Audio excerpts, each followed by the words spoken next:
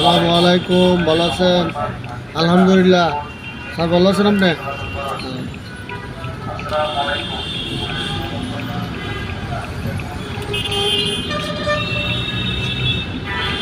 এই যে আমাদের Banani Dhaka express highway flyover উঠতেছি আপনাদেরকে দেখাবার জন্য ভিডিওটা চালু করলাম।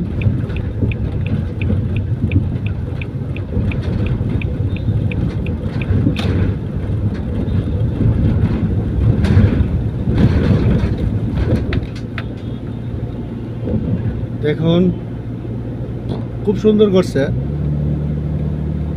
যদি এভাবে এই রাস্তাটা পুরাটা আপনার সাভার রপ্তানি থেকে যদি আসে, এদিকটা যাত্রাবাড়ি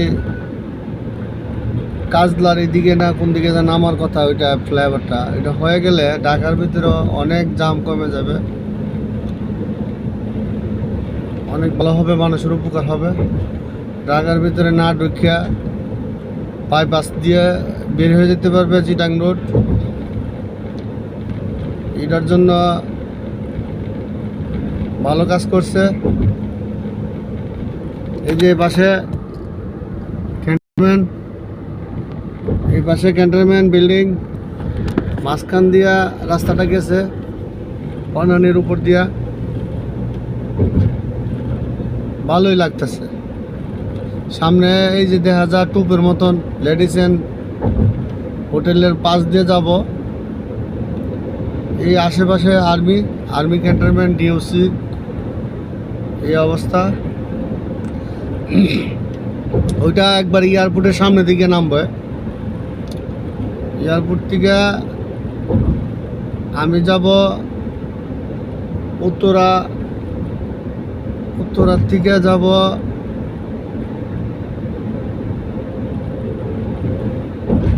কালামিয়া বাস স্ট্যান্ডের কাছে। ওইটা হচ্ছে আপনার কামারপাড়া পাড়িয়া, এই অবস্থা।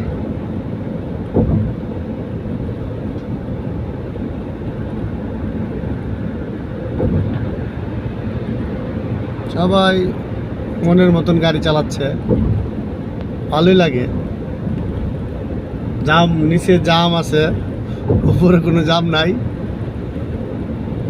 মাত্র 80 টাকা টোল। 80 টাকা টোল দিলে আপনি ওদিক দিয়ে ফার্ম গেট, এই বিশ্বের মোড় থেকে আসা যায় একবার এয়ারপোর্ট পর্যন্ত 80 টাকা।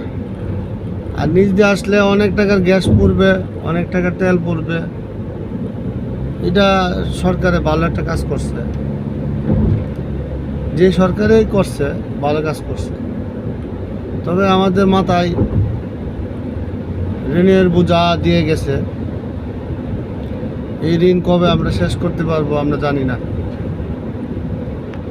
সবাইকে আমরা দোয়া করি হেদায়েত হোক, দেশের প্রতি ভালোবাসা থাকুক, বৈষম্য কিছু না থাকুক, সবাই দাম দেখ, ছোট না যায় করি,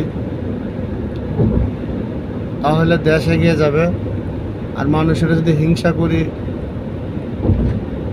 মানুষের ছোটো করি, কথায় উপরে রেখে দিই ছোটো কইরা, এগুলি ছাইরা দিতে হবে। এগুলি ছাইরলে দেশ এগিয়ে যাবে। হিংসা ছাইরা দিতে হবে, একজনের প্রতি ভালোবাসা থাকতে হবে, তাহলে দেশ এগিয়ে যাবে। আমরা দোয়া করি সর্বভিতরে যে আল্লাহ হেদায়েত দেন। এই যে সামনে খিলক্ষেতের পাশে তো যাইতেছি। এরপরে হচ্ছে সামনে এয়ারপোর্ট, হোটেল মেরিডিয়ান। বামেরটা বড় যেটা টাওয়ার দেখা যায়, এটা হোটেল মেরিডিয়ান। এনে বিভিন্ন ক্রিকেট যারা খেলতে আসে বিভিন্ন দেশের থেকে হোটেলটা থাকে, এই হোটেলটার মধ্যে থাকে। তারপরে পাশে এয়ারপোর্টের কাছে, এই যে 5-10 মিনিট লাগে এয়ারপোর্ট থেকে আনাইসা এই রেস্ট নিয়ে যেতে পারে, থাকতে পারে। এখান থেকে আবার বিভিন্ন জায়গায় যায়। এই যে সামনে এয়ারপোর্ট, নতুন টার্মিনাল যেটা হচ্ছে, এই যে আপনার দেখামো এই সামনে যেটা এয়ারপোর্ট থেকে এই যে এন থেকে উঠলে আবার ওই যে আপনার ফার্ম গেট যাওয়া যায় এই কাউন্টার থেকে এই যে এয়ারপোর্টের পাশ দিয়ে আমরা নামবো, এয়ারপোর্টের পাশ দিয়ে নামবো। এই সেই সব এই যে টার্মিনাল, এই যে 3 এয়ারপোর্টের টার্মিনাল 3।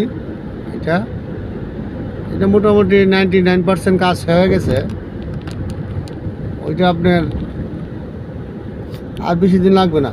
সরকার বলছে যে এবছরে চালু করতে পারবে, এবছরে চালু করতে পারবে। এই সব অবস্থা। এই যে নতুন টার্মিনাল, এটা চালু হইলে জামজটও কমে যাবে। ফ্লাইওভার সিস্টেম অনেক ভালো হবে। মানুষের ভোগান্তিটা কমবে। ভোগান্তি। আর এটা হচ্ছে আপনার পার্কিং, কার পার্কিংয়ের কাছ দিয়ে এই ফ্লাইওভার থেকে নামতেছে। এই ফ্লাইওভার দিয়েই আপনি বাম দিকটা এয়ারপোর্টে ঢোকা যাবে। এই সিস্টেম করে করতেছে, ভালো একটা কাজ করছে। এটা যদি হয়ে যায় রাস্তা এয়ারপোর্টের ভিতরে যাওয়া আসা কোনো জামই থাকবে না। খুব সুন্দর হইতেছে।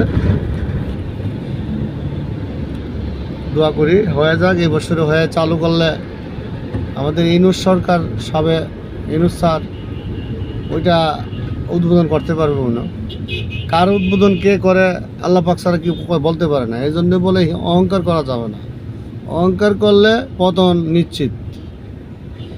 আর আমাদের হচ্ছে বীরের জাত বাংলাদেশকে কেউ ছোটো করলে যে কোনো সরকারই ছোটো করবে, যে কোনো সরকারই অসম্মানী করবে, পাবলিকরে টাইনা নামাই দেবে। এটি স্বাভাবিক।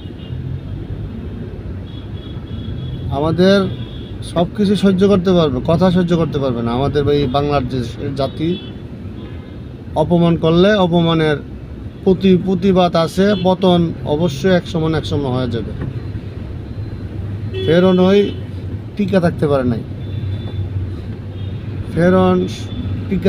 নাই, আরো বড় কঠিন রাজারা আজকে মাটির নিচে বিলিশ হয়ে গেছে। বিলিশ যত ক্ষতি করছে তাদের আল্লাহ পাকের থেকে বিচার হয়ে গেছে। আলহামদুলিল্লাহ। ধন্যবাদ সবাইকে রেখে দেই। আসসালামু আলাইকুম রহমতুল্লাহি ওয়া বারাকাতুহু।